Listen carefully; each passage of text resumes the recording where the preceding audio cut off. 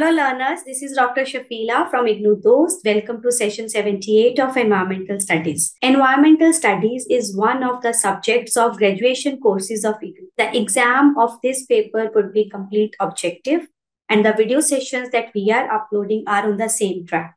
So these videos will help in cracking those objective questions. So to get daily updates, subscribe our channel and click on the notification button. So let's start with the first question of session 78, that is, how many strains of rice does India have? So basically you have to tell India में कितने species of rice की हैं.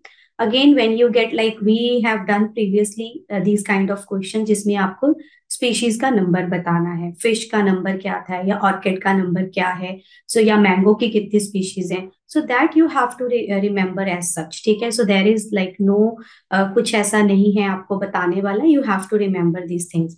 सो India में rice की कितनी species हैं? Options are 50, 500, 5000 and 50,000. So very diverse, बहुत ज्यादा वेराइटी है हमारे पास. So answer is 50,000.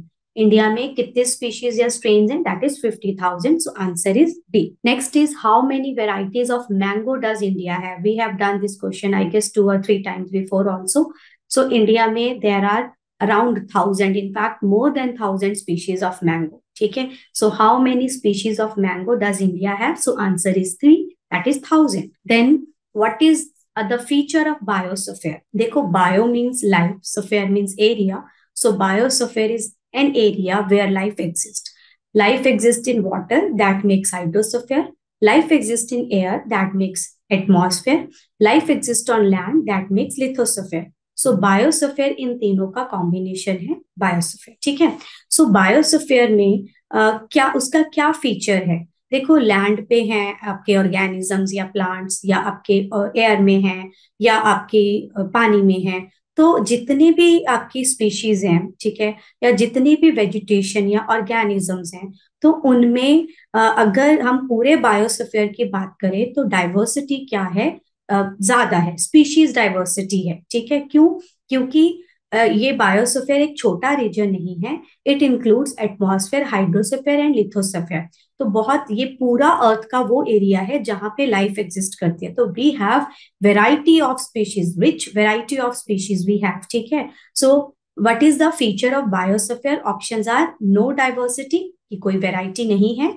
स्पीशीज की डाइवर्सिटी है, this is true. Biosphere is full of diversity in species. Low diversity, wrong. Negligible diversity is also wrong. ठीक है, so हम एक पर्टिकुलर एरिया की बात नहीं कर रहे हैं. We are talking about whole biosphere. So whole biosphere has species richness. तो the feature is species diversity. Which organism species have greater diversity in western Ghats than Eastern Ghats? So Western Ghat की अगर हम बात करें, I just want to discuss one more question related to Western Ghat. So Western Ghat is one of India's hotspot of biodiversities. ठीक है, so hotspot of biodiversities are the areas जहाँ पे are the areas which meet mainly three criteria. What are those 3 criteria? First, वहाँ पे species richness है. Second, वहाँ की जो species है those are endemic, मतलब they are found on that area only, और कहीं हमें वो मिलती नहीं है. नंबर 3, जो भी वो स्पीशीज है दोज आर एंडेंजर्ड, वो थ्रेटन्ड है, ह्यूमन से उनको खतरा है. If some area meets that these particular criteria, उस एरिया को हम लोग हॉटस्पॉट ऑफ बायोडाइवर्सिटी डिक्लेयर करते हैं. पूरे वर्ल्ड में अभी तक according to the current data of 2023 we do have 36 hotspots of biodiversity and India we have 4 hotspots of biodiversity. India के कौन से 4 हॉटस्पॉट्स ऑफ बायोडाइवर्सिटी हैं? Western Ghat, Indo-Burma region, Himalayas and the latest one is Sundaland. ठीक है, तो यहाँ पे obviously biodiversity hotspot की बात नहीं हो रही, but reading the term Western Ghat तो मेरे दिमाग में ये वर्ड पढ़ने के बाद एकदम से आया कि I should have tell you कि वेस्टर्न घाट जो है वो हमारे क्या है, ये one of the hotspots of biodiversity है इंडिया का. तो हमें बताना है कि इनमें से कौन सी स्पीशी वेस्टर्न घाट में ज्यादा मिलती है देन द ईस्टर्न घाट. ठीक है, options are reptile, fishes, amphibian या मैमल. देखो, रेप्टाइल क्या है? लाइक आपके जो लिजर्ड है या एलिगेटर है, so these are the reptile. Fishes you all know. Amphibian क्या होते हैं? एम्फीबियन आर द ऑर्गेनिजम्स जो आपके पानी में भी रह सकते हैं, लैंड पे भी रह सकते हैं. So these are the cold blooded vertebrate. Vertebrates और इनवर्टिब्रेट्स अब क्या होते हैं? Vertebrates those who are having spines, invertebrates जिनकी स्पाइन नहीं होती. ठीक है. So amphibian are the cold blooded vertebrates जो कि लैंड पे भी रह सकते हैं और पानी पे भी रह सकते हैं.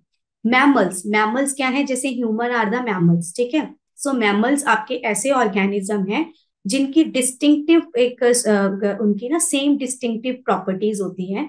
जैसे कि हम कैट की बात करें या रैट है या आपका ह्यूमन है. ठीक है.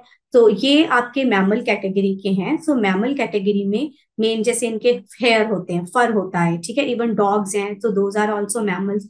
और इनमें इनकी जो फीमेल इनका ऑर्गेनिज्म है, उनकी मैमरी ग्लैंड्स होती हैं जिनसे जो कि मिल्क प्रोड्यूस करती हैं. ठीक है. So these are the features of mammals. तो हमें बताना है कि वेस्टर्न घाट में कौन सा स्पीशी ज्यादा है, डाइवर्सिटी, ग्रेटर डाइवर्सिटी है. So that is amphibian. So amphibian की ग्रेटर डाइवर्सिटी है in western Ghats than in the eastern Ghats. And amphibians are the cold blooded vertebrates who can live in water as well as on land. For example, frog. ठीक है. So frog is an example of amphibian. So last question of session 78. How many years did evolution required? So evolution हम कहते हैं कि evolve हुआ, evolution हुआ. तो उसके लिए हम कितने सालों को कहते हैं कि evolution हुआ? So evolution according to research, according to scientists, कोई भी चेंज होने के लिए, चेंज परसिस्ट होने के लिए या चेंज एक्यूमुलेट होने के लिए एटलीस्ट 1 मिलियन चाहिए. सो एटलीस्ट अगर 1 मिलियन हो जाता है तो उसको हम कहते हैं कि एवोल्यूशन हो गया. So to persist some change और to accumulate some change at least 1 million is required. 1 million years are required. ठीक है. सो 1 मिलियन ईयर्स मिनिमम है. So how many years did evolution required?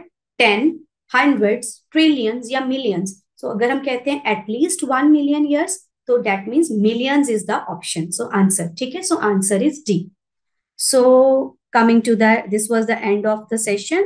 So learners, those who are doing either graduation or post graduation from IGNOU Dost is there. So via IGNOU Dost, we are providing live and recorded classes. We are giving value added notes to our learners. We are also helping you for your exam through Exampedia. So in IGNOU Dost, a continuous support from professional mentors is there who will be like from the same subject only. And those mentors, they will be helping you in completing and submitting your assignments for your career development and even for skilling the personal and social development.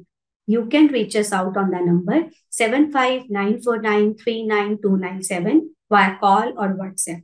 You can also visit the official website of IGNOU Dost. Thank you. See you in the next session.